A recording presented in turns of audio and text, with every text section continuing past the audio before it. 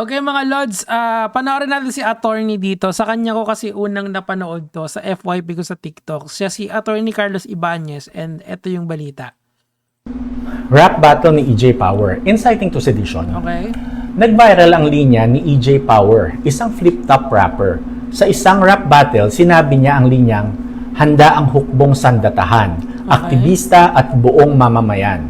Tara, sabay-sabay nating sunugin yung loob ng Malacanang. Ang sabi ni DILG Secretary John Vic Remulla. Okay, so sabi niya, sinabi daw to ni John Vic Remulla. Hindi ko alam kung saan article niya nabasa, pero I guess, since si attorney naman dito is in good faith na binabalita to, I would believe him na nabasa talaga niya yan kay Remulla. And hindi naman kasi bago kay Remulla na umepal. Diyos ko Lord. Ano ba yan? Di ba? Ilang press ko na ba nakita natin si Remulla na sasabihin kung ano yung gagawin niya? Ako nakausap ko tong kamanggagawa sila, yung grupo nila Sir Early, nila Kong Eli. Kung napanood niyo yung debate ko na yon, ang pinopoint doon, sinasabi nila na wala daw casualty, pero totoo may casualty naman talaga eh. Maraming nahuli, maraming nakulong, di ba? And tinutulungan to ng mga kamanggagawa, di ba? Ang akin lang kasi, puro press con kasi. Doon ako unang nagagalit dito kay Remulla eh. Parang ayaw niyang tumigil magpa-press con. Tapos, sana intindihin nila yung kung ano ang flip top. Wala naman diyang mag-aaklas eh. Meron dyan aklas. Meron dyan balakid. Pero wala dyan yung tamang... Well, si Vitrum kasi naging ano siya, boses siya ng kabataan during that event, 'di ba?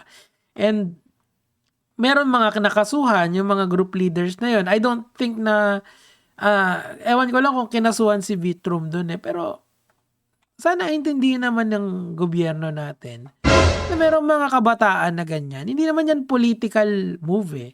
It's just people na sawa sa galaw ng gobyerno ngayon.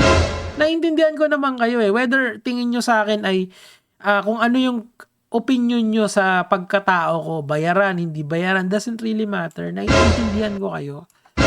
Kaya ako, dinipensahan ko kaagad tong si EJ Power sa narinig ko. Whether mapapahamak ba ako dyan? Yeah, pwede. Baka ma-cyber libel ako eh. Kaso, kailangan natin tumindig para dun sa mga pinanonood natin. Hindi pwedeng bars lang. Kailangan ready kang humimas ng bars para sa paninindigan. Talaga. Anyway, tuloy natin. Inciting to sedition daw ito. Tama ba siya?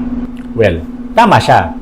Sa ilalim ng Revised Penal Code, nangyayari ang inciting to sedition kapag may public speech, writing or expression na direktang humihikayat sa mga tao. Well, context matters. Di ba kasi sa mga cases kasi yung circumstance yung importante, kung bakit niya ginawa yon, yung motivation nun. Kasi kung titignan mo naman kasi yung buong pyesa ni EJ Power, which I have, pang ilang beses ko nang napanood yun, lahat naman inaatake niya eh. Marcos Duterte, si Erap nga na yung wheelchair ni Erap nadali pa, di ba? Tuloy natin. Mag-alsa laban sa gobyerno. Kahit rap battle, kahit art, kahit performance, hindi exempt sa batas yan. Kapag ang linya ay malinaw na panawagan na pabagsakin ang gobyerno, lalo na kung recorded at public, may criminal liability ito. Yes, meron freedom.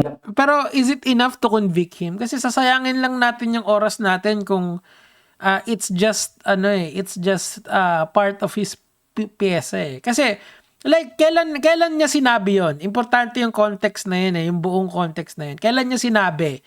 Yon, sinabi niya yon nung December. Tama, 'di ba? Nung malapit ng katapusan ng December or gitna. Tas ngayon lang in-upload, ngayong patapos na yung January. Ibig sabihin nag-elapse na yung time.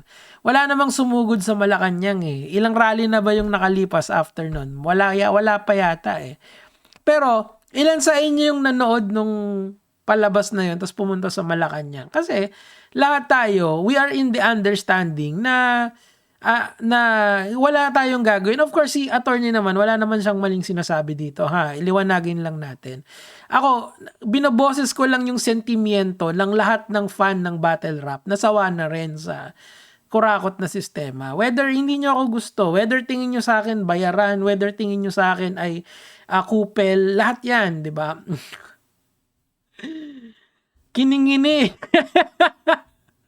Yung wheelchair talaga ako natatawa eh. Tuloy natin. Of speech and expression. Pero tandaan, hindi absolute yan. Okay. Kapag ang mensahe ay nag-uudyok na mag-alsa laban sa gobyerno, hindi na protected yan. Hindi Pero may depensa pa rin si EJ Power dyan. I guess yung pinaka-ultimate dito is the context. The context and intent. Ano yung intent niya? Of course, hindi ko naman alam yung depensa niya sa ganito. Pero ako, as a fan of battle rap, alam ko yung intention niya. Intention niya lang na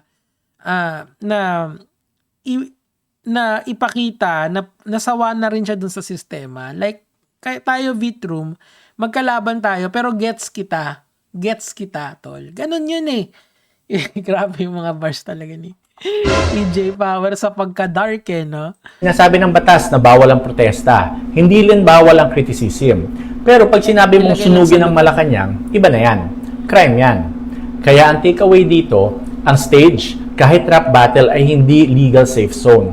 Ang artistic speech ay walang immunity sa batas kung ang sinabi ay inciting to sedition. Yan lang. Ang ayaw ko lang kasi baka kasuhan dito si EJ Power. Ngayon tol, ako EJ, wala naman akong salapi. Pero kung ano lang yung may tutulong ko sa'yo, tangina naman to si De La Mercedo, hanggang dun lang ako. Eto. Kaya nga nagsulat na lang ako para pakita yung suporta sa kanya. Kasi of course, kasi most likely ang magiging complainant niyan, DILG, sila Remulla. Yung sinabi ni Vitroom, yung nasa top 5 ako ng mga pulis. Actually kay Balakid yun yung nasa top 5, wala ako sa top 5 rapper ngayon, pero nasa top 5 ako ng mga nasa top 5 nyo. Pero siya top 5 siya ng mga pulis. Ay, ano bang nangyayari sa atin? So, ako, sumulat na lang ako. Kasi ito yung isa sa mga magagawa ko is to show support for the something that tagal ko nang nakikinig ng battle rap, ng flip top dito sa bansa natin. This is the only thing that I can do right now. Nasa tingin ko, it would be hasty na magkaroon ng cost of action para kay EJ Power because he just said some of these things na wala naman talagang naging galaw eh. Di ba parang papalalain nyo lang yan eh. Ngayon, whether sinabi yan ni John Vic Remulla or hindi, it really doesn't matter. Kasi mismong si Vitroom sinasabi niya na minsan na siyang na question ng ganyan, di ba? Yung intention niya. Wala naman kasing gusto ng pangit na gobyerno eh. Pero lalong-lalo naman na walang gusto ng gobyernong kurakot. People get tired. Ito yung isang natutunan ko dito sa buong experience na to eh. And i-quote ko dito yung natutunan ko din sa dun sa grupo nila Kong Eli. Ang gobyerno kasi may monopoly sila ng violence. Okay? Yung violence na yon, ginagamit nila yun as tool para pasunurin yung ating society.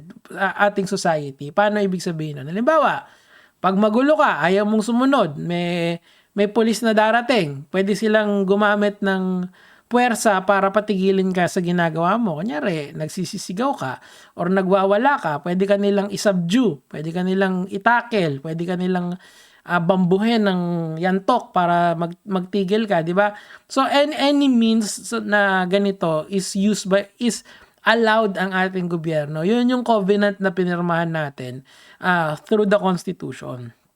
Now, the only thing na kapalit nun, binigyan nila tayo ng kalayaan ng sining na i-express yung sarili natin as long as wala tayong inaapakan na tao, as long as hindi tayo nakakasira ng reputasyon, as long as hindi na natin nagugulo yung established order. Yung ginawa ni EJ Power at saka ni Vitroom, lalong-lalo na nung yung bars nitong dalawang to, yung mga politically charged na whether nasa kahit saang, whether Pink, Dilawan, DDS kayo, it really doesn't matter.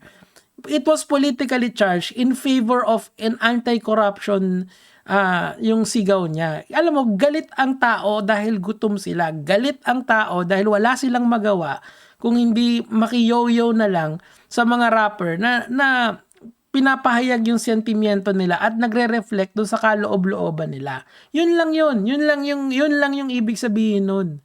Wala naman po. Nung napanood niyo kay EJ Power, ano ba yung unang napansin niyo? Pumunta ba kayo doon sa Malacanang tapos sinunog niyo yung Malacanang? Hindi naman, 'di ba? Ang napansin niyo doon yung dark humor ni EJ Power. So, alam niyo lang lahat ng nanonood doon that it was not to be taken seriously. Kasi kung titignan mo naman yung buod ng pyesa niya, hindi naman talaga yung gusto niya eh. Pero hindi nga ito yung parang maisog rally ni Duterte. 'Di ba doon kasi maraming sinampa ng citing to sedition doon. Bakit? Kasi it's a political rally. This is not a political rally. There is a political theme, pero it is a battle rap first and foremost. May mga judges that would render kung sino yung panalo doon. Pero ang akin lang, for the government to call this out or for people to call this out na parang sobrang mali yung ginawa nila, teka lang naman. I mean, kung ganyan lang pala, di sa si Flick G, dapat mag-alala ka kay Flick G, naglalagay ng bulbul sa sabon. Papasok ako sa bahay nyo. yung ni Remulla, yung sabon niya, no? May bulbul kulay itim. Hindi kulay puti. Anyway, eto lang, of all seriousness. I'll support EJ Power and si Vitrum kahit saan dalhin, kahit saan to mangyari. I don't care if they are right or wrong. I do not care if they are right or wrong. I just want to show them their support. Kahit saan umabot. Okay. Anyway, yun lang naman po yung sa akin for today. Power! Gege mga lods.